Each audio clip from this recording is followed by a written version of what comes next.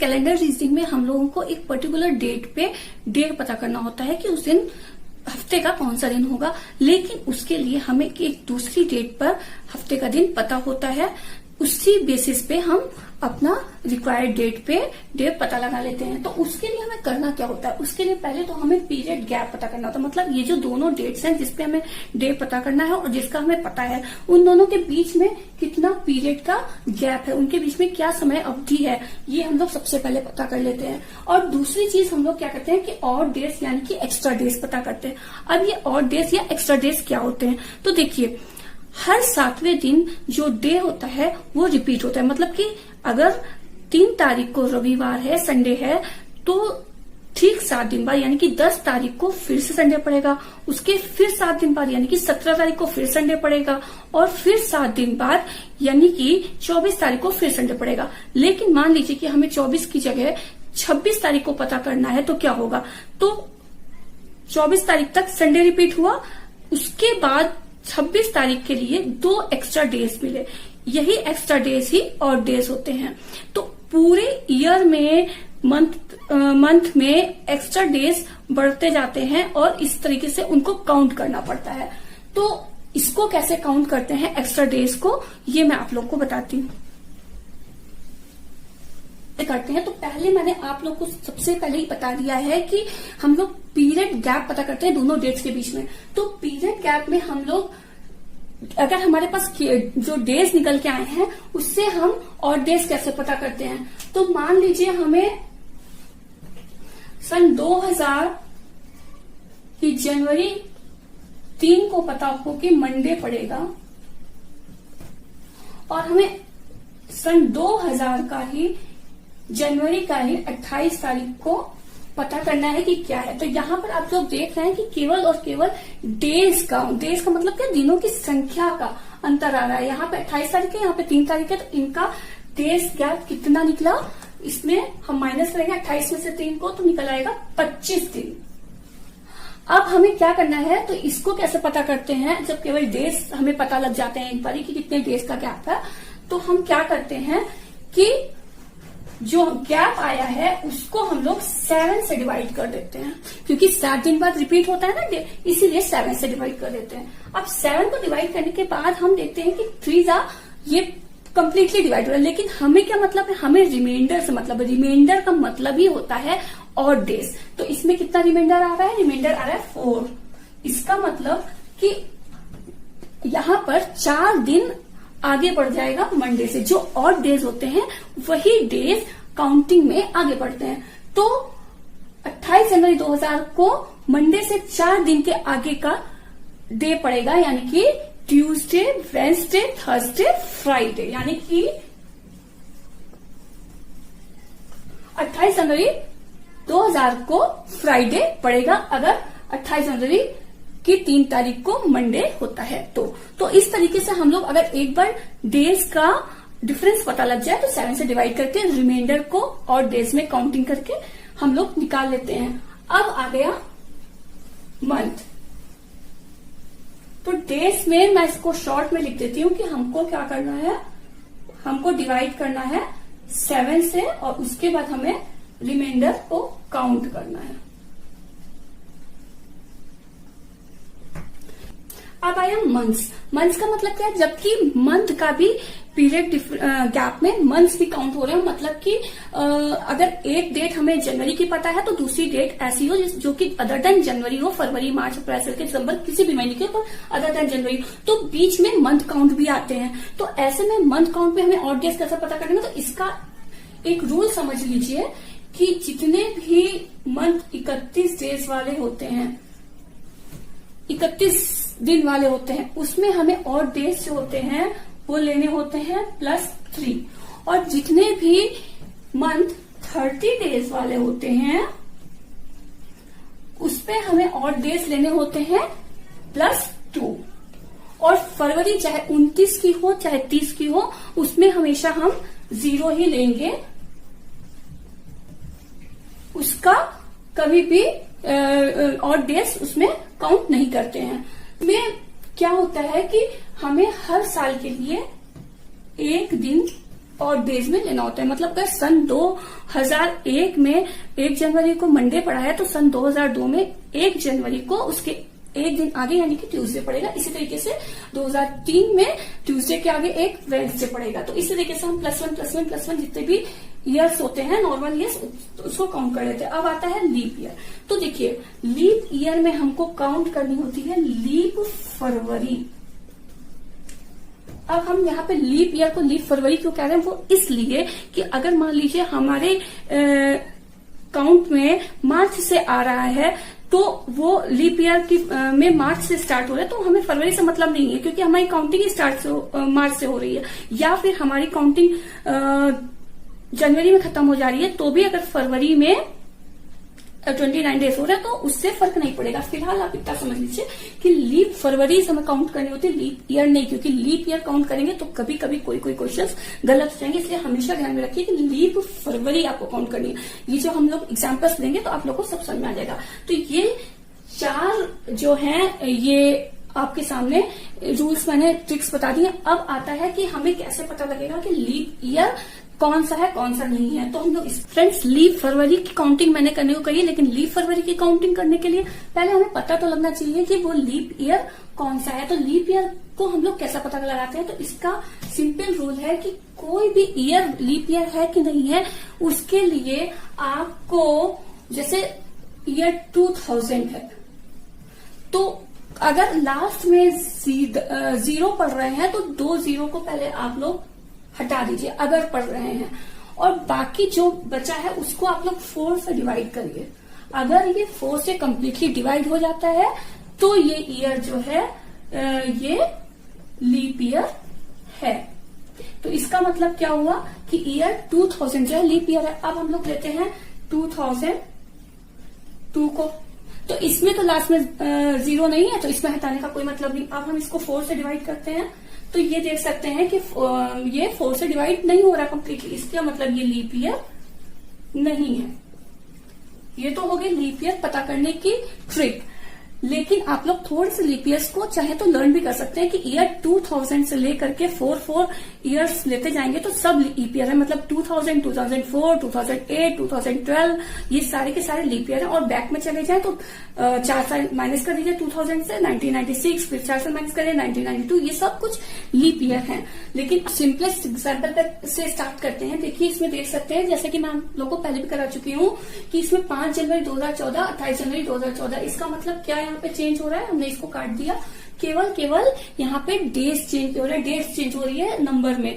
तो इसका मतलब ये ना मंथ चेंज हो रहा है ना ईयर चेंज हो रहा है। तो इनका डिफरेंस हमने निकाल लिया, कितना हुआ 28 में से 5 को माइनस किया, आ गया 23। अब हम क्या करेंगे 23 को डेज का डिफरेंस निकाल दिया। अब डेज को हमको क्या करना है 23 को हमें डिवाइड करना होगा 7 से और रिमाइंडर पता करना होगा। तो रिमाइंडर इसमें क्या आ रहा है 7 3 21 के बाद +2 रिमाइंडर आ रहा है। तो इसका मतलब कि 2 और डेज है यानी कि फ्राइडे के बाद 2 दिन बढ़ेंगे यानी कि सैटरडे और संडे। तो आंसर हमारा हो गया संडे। ये तो सिंपलेस्ट एग्जाम्पल था। अब हम लोग फ्रेंड्स देखिए एग्जाम्पल 2 है जिसमें केवल मंथ चेंज हो रहा है, मंथ चेंज ओनली। इसमें 28 जनवरी 2012 को अगर ट्यूसडे था तो 28 अगस्त 2012 को क्या होगा, डेट सेम है, ईयर सेम है, केवल मंथ चेंज हो रहा है। तो हम पहले की तरह जैसे मैंने बताया कि पीरियड गैप निकाल लेंगे। तो डेट और ईयर सेम है, केवल मंथ चेंज हो रहा है, तो सीधे 7 महीने का गैप है। तो हमारा पीरियड गैप कितना निकला 7 मंथ्स निकला। अब 7 मंथ के लिए कितने और डेज होंगे, क्योंकि डे तो है नहीं, अब केवल हमें मंथ का निकालना है कितने और डेज होंगे।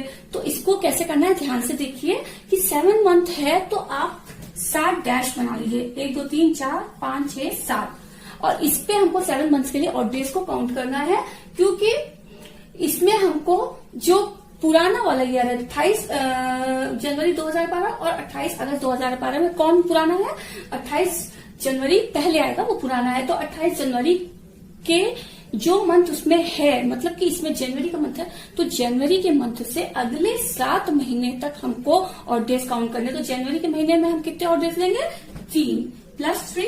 फिर फरवरी में हम कितने और डेज लेंगे 0। उसके बाद मार्च में 31 का होता है +3, फिर अप्रैल में +2, मई में +3, +3, जून में +2 और जुलाई में फिर से 31 का होता है तो +3। अब देखेंगे कितने और डेज मिले, 3, 3, 6, 7, 8, 9, 10, 11, 12, 13, 14, 15, 16 और डेज मिले। लेकिन रिजल्टेंट या फाइनल और डेज जो होंगे वो 16 को 7 से डिवाइड करने के बाद जो रिमाइंडर होगा वो माना जाएगा। तो 7 to 14, तो हमको +2 जो है और डेज मिले। ये तो मंथ से मिले, लेकिन यहाँ पे हमेशा ध्यान दीजिएगा कि कहीं हमें इनके बीच में एक लीप फरवरी तो नहीं मिली। तो ये देखिए 28 जनवरी से स्टार्ट है और अगस्त तक पहुंचना है, तो बीच में हमें 2012 लीप ईयर है तो लीप फरवरी मिलेगी। तो लीप फरवरी के लिए मैंने आप लोग को जैसे बताया था कि हमेशा लीप फरवरी के लिए आप +1 और डे लेते ही लेते हैं। तो 2 और डे हमको यहां से मिले और एक लीप फरवरी होने की वजह से और डे मिला, तो रिजल्टेंट हमारे कितने और डे हो गए, 2 + 1 = +3 और डेज हो गए। तो 28 फरवरी 2012 को ट्यूसडे के आगे 3 दिन हमें और काउंट करने होंगे, यानी कि ट्यूसडे के आगे वेंसडे, थर्सडे और फ्राइडे, यानी कि ये फ्राइडे होगा। अगर यहाँ 2012 के अलावा कोई नॉन लीप ईयर होता या फिर फरवरी नहीं आ रही होती, कोई बीच के ऐसे महीने होते जिनमें फरवरी काउंट ना हो रही होती, तो फिर हमारा यहीं पे आंसर मिल जाता। लेकिन लीप फरवरी काउंट हो रही है तो एक दिन हमको एक्स्ट्रा लेना पड़ेगा और इसकी वजह से एक दिन आगे होकर के यहाँ पे ये फ्राइडे आएगा। एग्जाम्पल ले रहे हैं कि इसमें केवल ईयर चेंज हो रहा है। इसमें 15 जनवरी 2008 को सैटरडे पड़ रहा है तो 15 ही जनवरी, लेकिन सन 2018 को कौन सा दिन पड़ेगा। तो इसमें मैंने क्या कहा था कि हर ईयर के लिए आपको एक साल लेना है। तो पहले इसमें पीरियड गैप क्या आ रहा है, पीरियड गैप आ रहा है आपका, ये कट गया, ये कट गया, केवल और केवल 10 ईयर्स आ रहा है, केवल और केवल 10 ईयर्स। तो हर साल के लिए एक और डे मिलता है, यानी कि 10 ईयर्स के लिए आपका 10 और डे मिल गया। लेकिन हमें इसमें लीप ईयर्स का भी पता करना है कि लीप ईयर्स के लिए भी एक एक्स्ट्रा डे इसमें काउंट होगा। तो मैंने आप लोग को बताया कि सन 2008 आप लोग 4 से डिवाइड करके देखिए, पूरी तरह से डिवाइड होता है। और वैसे भी आप लोग लर्न भी कर सकते हैं कि सन 2000 के बाद जितने भी 4 के टेबल वाले जो 4 के मल्टीपल होते हैं यहाँ पे आते हैं तो सारे के सारे लीप ईयर होंगे। तो 2008 लीप ईयर है, तो क्या हमें इसमें लीप फरवरी मिलेगी? यहाँ पे बात आती है जो मैंने लीप फरवरी की बात की थी कि हाँ, ये 15 जनवरी से काउंटिंग हमारी स्टार्ट होगी 2008 में, तो जनवरी से स्टार्ट होगी, इसका मतलब हमें लीप फरवरी मिलेगी। इसलिए हमें 2008 के लिए भी एक लीप ईयर की वजह से और डे काउंट करना पड़ेगा। लेकिन अगर ये 15 मार्च होता तो हम 2008 की लीप फरवरी काउंट नहीं करते, क्योंकि हमारी काउंटिंग मार्च से स्टार्ट हो रही है। तो यही डिफरेंस मैंने आपसे कहा था कि लीप ईयर ना काउंट करके लीप फरवरी काउंट करिएगा। तो अगर हम 15 जनवरी से स्टार्ट करें तो हमें फरवरी मिलता है, इसलिए 2008 की फरवरी का हमको एक दिन एक्स्ट्रा मिलेगा।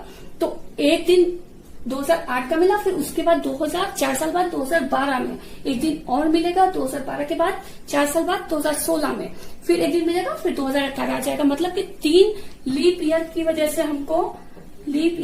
से हमको +3 और डेज हो रहे हैं। देखिए 2008 की फरवरी मिली, 2012 की मिली और 2016 की फरवरी, तो इसमें +3 हो गया। तो हमको कितने और डेज मिल गए? 30। लेकिन फाइनल रिजल्टेंट और डेज कितने मिलेंगे? 7 से डिवाइड करने के बाद। तो 7 से डिवाइड करने के बाद हमें मिलता है 7 और हमको +6 मिलता है। तो इसका मतलब हमको सैटरडे के आगे 6 दिन और बढ़ाने हैं। तो सैटरडे के बाद Sunday, Monday, Tuesday, Wednesday, Thursday, Friday. Answer आपका आएगा फ्राइडे। ये वाला एग्जाम्पल जो है इसमें मैंने मिसलेनियस चेंजेस वाला एग्जाम्पल लिया और ये एग्जाम्पल टफेस्ट एग्जाम्पल है। इसको करने के बाद आप बाकी सारे एग्जाम्पल्स बहुत ही इजीली कर लेंगे। तो इसमें मिसलेनियस चेंजेस क्या है कि इसमें देखिए अगर 28 अगस्त 2009 को मंडे है तो 12 जनवरी 2015 को क्या होगा वो डे पूछा जा रहा है। तो इसमें आप देख सकते हैं कि डेट भी चेंज हो रही है, मंथ भी चेंज हो रहा है और इसमें ईयर भी चेंज हो रहा है। तो इसमें भी हमें बाकी सारे क्वेश्चंस की तरह पीरियड गैप ही निकालना होगा। लेकिन पीरियड गैप कैसे निकलेगा इसमें इतना इजी नहीं है, क्योंकि सभी कुछ चेंज हो रहा है। तो इसके लिए हमें क्या करना होगा कि पहले जो डेट बाद में आएगी उसको हमें ऊपर लिखना होगा। तो इसमें देख सकते हैं 2015 जो है वो बाद में पड़ेगा। तो 12 जनवरी 2015 को हम लोग ऊपर लिख लेंगे और उसके नीचे पहले वाली डेट जो उसके पहले पड़ेगी, यानी कि 28 अगस्त 2009 को लिख लेंगे और फिर इसका डिफरेंस पता करके पीरियड गैप पता करेंगे। तो देखिए 2015 से 2009 को माइनस करने पे 6 इयर्स हमको मिलते हैं। अब इधर यहाँ पे क्या है, ये मंथ है तो एक में से 8 माइनस नहीं हो सकता है, तो ऐसे में क्या करेंगे, यहाँ पे हम ये 5 इयर्स कर देंगे और 5 इयर्स के 12 मंथ को हम इधर ले आएंगे। तो ये 12 और 1 13 महीने हो गए, 13 में से 8 माइनस हुआ तो ये 5 मंथ्स हो गए, 5 मंथ्स हो गए। अब यहाँ पे हमने फिर से मैंने ऐसा एग्जाम्पल लिया है कि जिसमें आपको ऊपर की डेट कम मिल रही है और नीचे की डेट ज्यादा मिल रही है, इसलिए आपको ऐसे कैरी करके माइनस करना भी आ जाएगा। तो यहाँ पे देखिए 12 में से 28 फिर से नहीं माइनस हो सकता है, तो अब की हमें क्या करना है कि ये यहाँ पे 5 महीने को हमें 4 महीने कर देना है, 1 मंथ यहाँ से कम करेंगे और 1 मंथ के डेज को इधर डेज वाले पार्ट में ले आएंगे। तो 1 महीने में 30 दिन भी होते हैं, 31 दिन भी होते हैं, तो यहाँ पे 31 दिन लिखेंगे या 30 दिन लिखेंगे। तो ये हमें डिसाइड करना होगा कि ये 12 जनवरी की डेट है तो जनवरी के पहले आता है दिसंबर, तो इसलिए हमें दिसंबर के महीने के डेज लेने होंगे, यानी कि 31 डेज। तो यहाँ पे हमें 31 डेज प्लस करना होगा इस 12 के साथ। तो हम देखते हैं यहाँ पे 43 डेज हो गए और यहाँ से इसमें हमने 43 में से हम डेट को माइनस कर सकते हैं तो आएगा 15 डेज।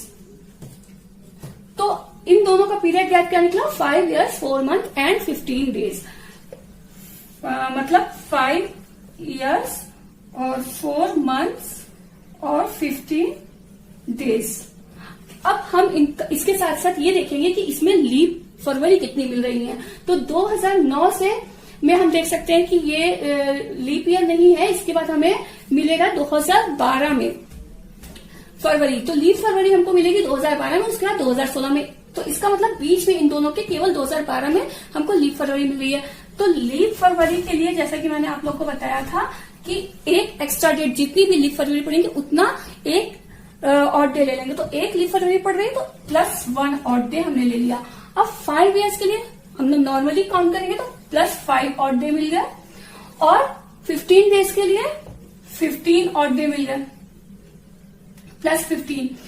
अब हमें मंथ का निकालना है, तो यहाँ पे 4 मंथ्स है तो हम सिंपली ऐसा करेंगे कि 4 ऐसे डैश बना लेंगे और हमें कहां से काउंट करना है, क्योंकि पुरानी वाली डेट अगस्त है तो अगस्त से हमें इस डेट से इस डेट पे आना है, तो हमें पुरानी वाली डेट का मंथ लेना है अगस्त। और अगस्त में कितने ऑड डेज मैंने बताए थे, 3, तो उसका हमने ऑड डे लिया, उसमें प्लस करेंगे अगस्त के बाद इस पे, अगस्त के बाद सितंबर का 2 होता है क्योंकि उसमें 30 दिन होते हैं। सितंबर के बाद अक्टूबर में 31 डेज होते हैं तो उसका भी +3 हो गया।